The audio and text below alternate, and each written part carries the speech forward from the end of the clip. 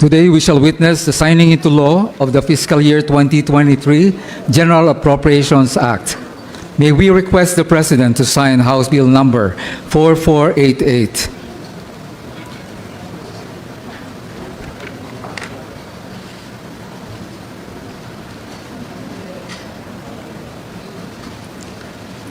Upon the President's signature, House Bill number 4488 shall now become known as Republic Act number 11936, entitled An Act Providing for the Operation of the Government of the Republic of the Philippines from January 1 to December 31, 2023.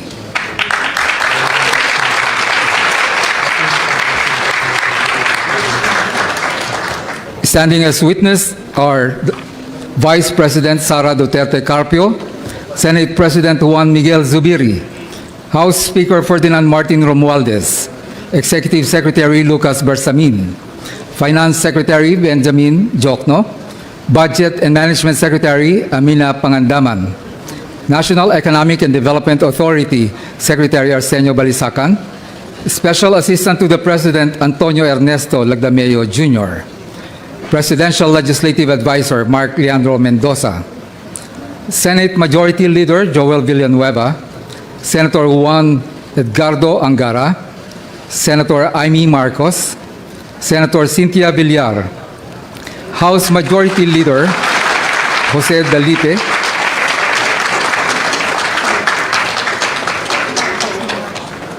House Deputy Speaker Aurelio Gonzalez, House Minority Leader Marcelino Lebanan, Representative Elizalde Co, Representative Stella Luz Kimbo, Representative Ferdinand Alexander Marcos, and Bangko Sentral ng Pilipinas Governor Felipe Medalla. Thank you, Mr. President. At this juncture, may we request the President to grant a photo opportunity.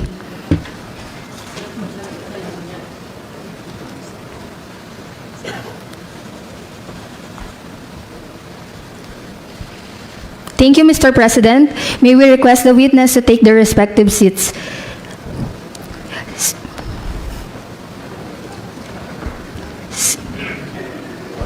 We will be having a photo opportunity with the senators. Senators, please proceed in front. Thank you.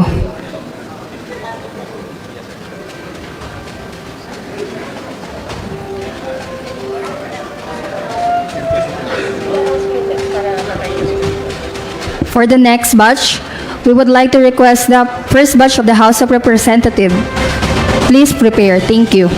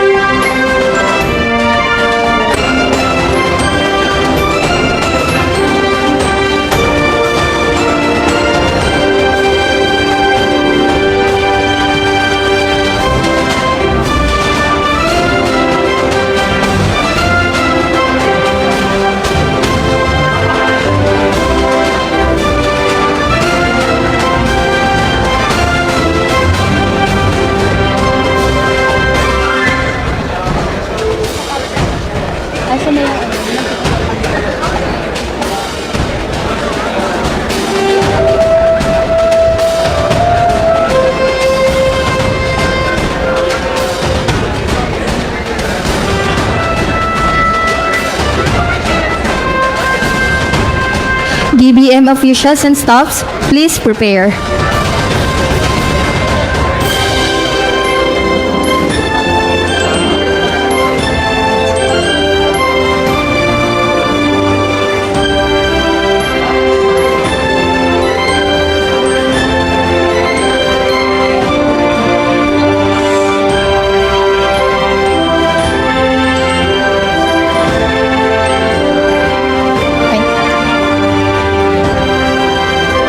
Thank you, Cabinet Secretaries. DBM officials and staffs, please proceed in front.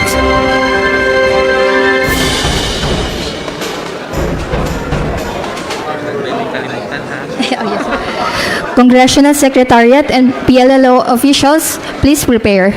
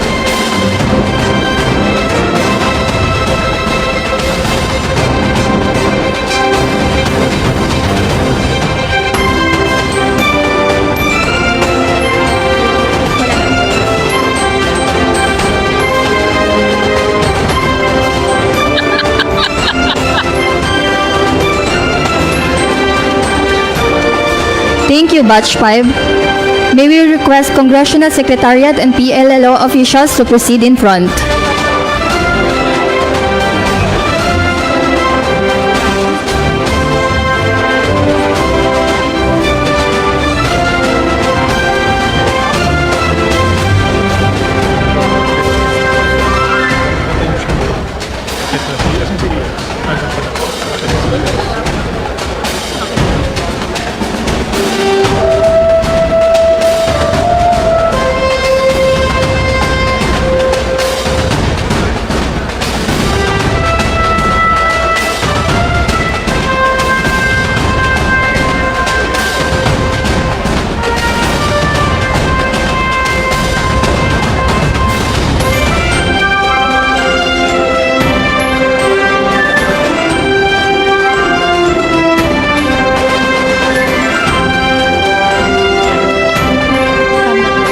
Thank you, Batch 6. May we request the President to remain on stage and everyone to take their respective seats.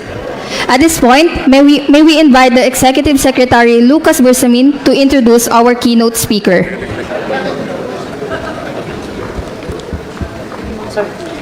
Ladies and gentlemen, His Excellency President Ferdinand Romualdez Marcos Jr.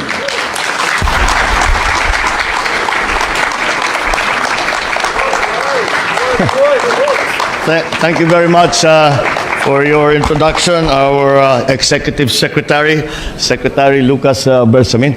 Please. Vice President Inday Sara Duterte, the Senate President Mig Subiri, the House Speaker, Speaker Martin Romualdez, members of the Cabinet, members of the Senate, the members of the Diplomatic Corps who have joined us at this historic moment, officials of the Union of Local Authorities of the Philippines, the leaders from the business sectors of the Philippines, development partners in the international community, fellow workers in government, ladies and gentlemen, good afternoon. I have been greeted by many of you as we had our pictures taken. Merry Christmas. Well, I will have, I suppose, a Merry Christmas because this is as fine a Christmas gift as can be received by any president from his legislature. I cannot overstate the significance of the fact that, as Speaker Martin continually reminds me, this is the quickest and the fastest, and the SP, the fastest passage of the national budget that we have seen so far. And why is that important? Well, it is important because the budget is essentially the roadmap that we are going, that it essentially defines and gives muscle to the roadmap of what we intend to do for the next year. And to see that the rapidity of the passage is significant because it means that this budget, the roadmap that we have proposed from the executive, is fully supported by our legislature. And that is very, very important indeed, because it is what is essentially or sometimes regarded as a long, difficult, long drawn-out process has been shown to still be able to express that kind of support, that kind of solidarity with the executive. And that bodes well for us. Seeing as we have many, many plans, there are many things that we need to do. There are many things that we would like to do. And we are slowly moving in that direction. We are doing all the structural changes that we need.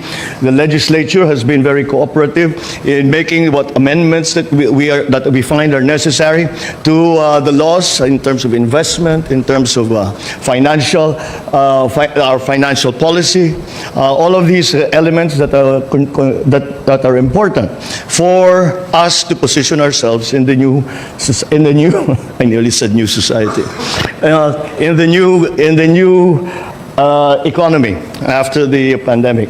So again, it bodes well for our future. For the next year, at the very least, we know that we are all together and that we will be moving in a very on the way to transformation of our economy, and we will be moving in the same direction, following the same plan, following the same with the understanding that this is the best path to progress. This is the best path to prosperity.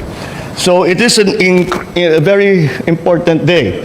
It is always an important day when we sign into law the General Appropriations Act. It is always very important that the GAA has been put together in consonance with all of the plans of the executive.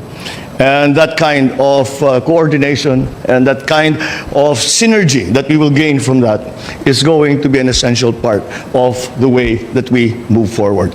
And so I can only thank our friends in the legislature, the members of the Senate, the members, of course, of the House, and the leadership in our Senate President, Mig Subiri, and our Speaker, Martin Romualdez, and all of those who I know have worked very, very hard. I had a picture with the DBM and the DBM staff, and I've met with them before. It's the first time I've seen them smiling again because tapos na yung trabaho nila. But they are just one group who have been working very, very hard at this, and we will not have achieved this kind of consolidation and solidarity if not for all of your hard work. That includes on the part of the executive to be able to explain and to be able to justify and validate the plans that we had made for the legislature. And we have arrived now at this very important day. And I thank you all once again. And what we have achieved here in terms of the fact that we have been able to put into place the budgeting requirements for all that it is that we plan to do, and that we did it in record time. That is a significant achievement, and for that, I can only thank you all. I know that it did not come easily. It never does. I know that you have worked very, very hard at it, and I am just very happy to see that your hard work has borne such sweet fruit. Thank you very much, and good afternoon, and Merry Christmas to everyone. Thank you, Mr. President. This concludes our program. Once again, ladies and gentlemen, President Ferdinand R. Marcos Jr.